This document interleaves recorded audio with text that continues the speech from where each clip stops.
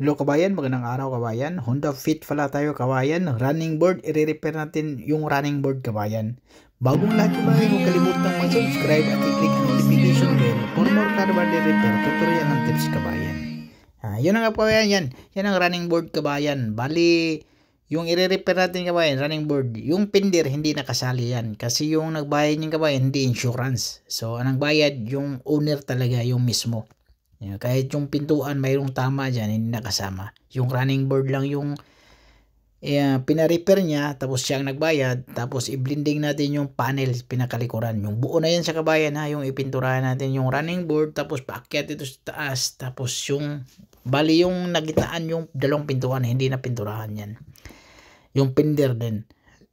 Tapos yan, sinunplus natin yung kabayan, no? Kasi kalawang niya kabayan, tapos kailangang bataki natin. Yan, gumamit na tayo ng panghila. Yan ang automatic natin na gamit. Yung kuyaw kayo na siya. Yan, no? Panghila, idikit mo lang, tapos sabay hila, dikit, hila. Hindi mo na kailangang magsikwat-sikwat sa ilalim. Yan, dikit, hila. Yung running board kasi kabayan, medyo hindi naman gaano matibay yan. So, kailangan, hindi, manipis lang kasing giro niya kabayan. Kayang-kaya na idikit yan, tapos sabay hila, dikit, sabay hila. Okay yan siya kabayan, saglit lang. Kahit mga pintuan, ganun talaga ang tirada. Saglit to.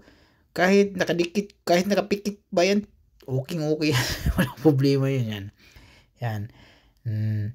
Pero wala lang yung foam sa loob.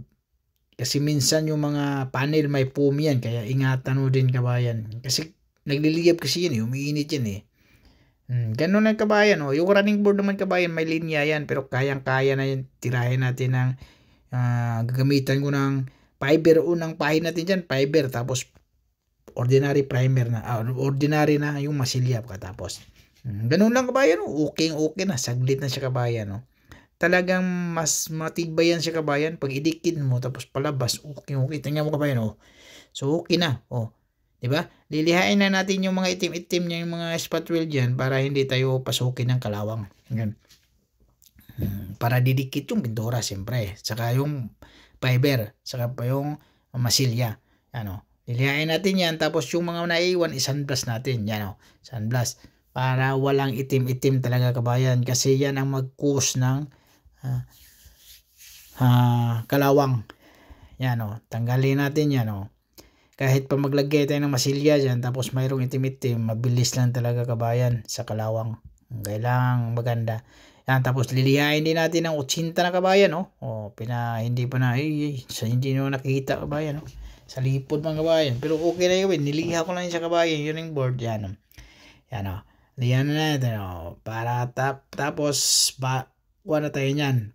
Fiber, unang pinatong ko dyan, kabayan, kasi medyo mas maganda yung fiber para medyo matibay. Kasi running board pa naman yan. So, ang tubig, mabilis yung tubig dyan. So, fiber muna, taka masilya. Pero, katulad ka ba yun? Fiber na, oh. Yan, paspas kayo. Paspas kayo mo halo ba? Yay, oh. Akong giduga nga na hardener, bayan, kay gamay ng hardener ba? So, nilagyan ko ulit ng hardener. Para titigas agad, mabilis yung tigas. Kasi yung fiber kasi matagal tumigas din yan eh. Ganun lang siya kabayan, yung fiber. Oh. Patong ka lang dyan. Oh. Para mas maganda, safety yung running board natin dyan. Kasi mas maganda yung fiber muna bago masilya.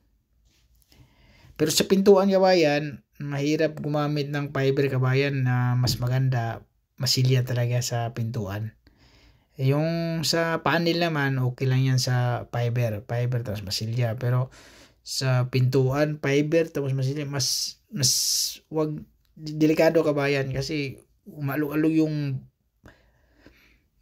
pintuan eh. Baka mabiyak. Mas maganda talaga yung wag kang gagamit ng fiber sa pintuan. Yan o. Oh, ganun lang siya kasimple kabayan, oh. Kitang-kita na yung linya niya kabayan, may linya kasi yan eh. Yan. So medyo mataas konti. Linya ng running board yan kabayan. Kung katapos niyan, lilihain lang natin kabayan, oh. Tuyo na siya agad. Saglit lang siya kabayan, oh. Ilang minuto lang, tuyo na siya agad. Tapos lihain ko, pudpurin natin yan. Tapos pagkatapos ng pudpud, dyan ka na mga masilya na ordinary yung masilya na gamitin.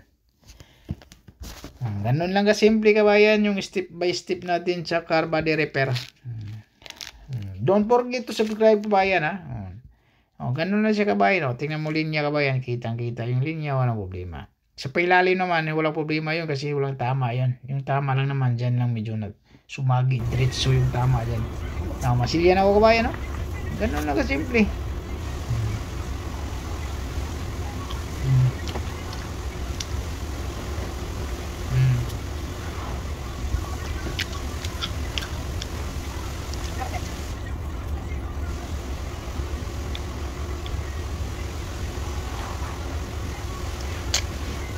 Diba? Kayang-kaya niya yung kabayan, yung mga ganang technique kabayan. Easy lang yung kabayan. Tingnan mo linya kabayan. Axe. Yung mga naiiwan, kailangan natin ayusin din.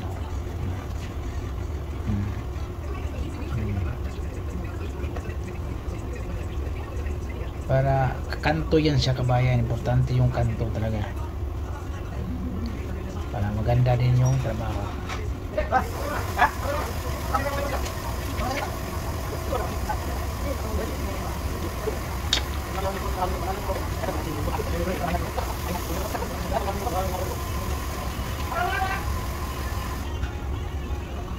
Ganun lang siya kabayan, di ba?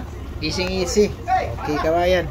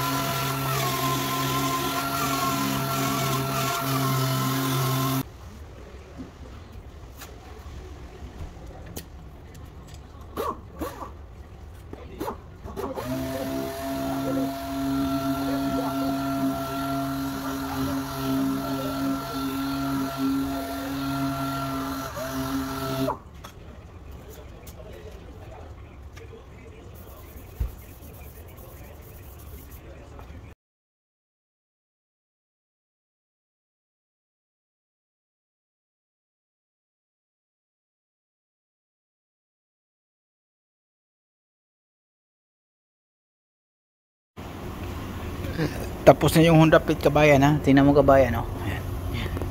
Okay na yung kabayan. Perfect yan siya kabayan ha. Tingnan mo ang alignment kabayan. Yung pindi rin na kasama yan. Tingnan mo. Okay yan di ba? Perfect pagka-repair.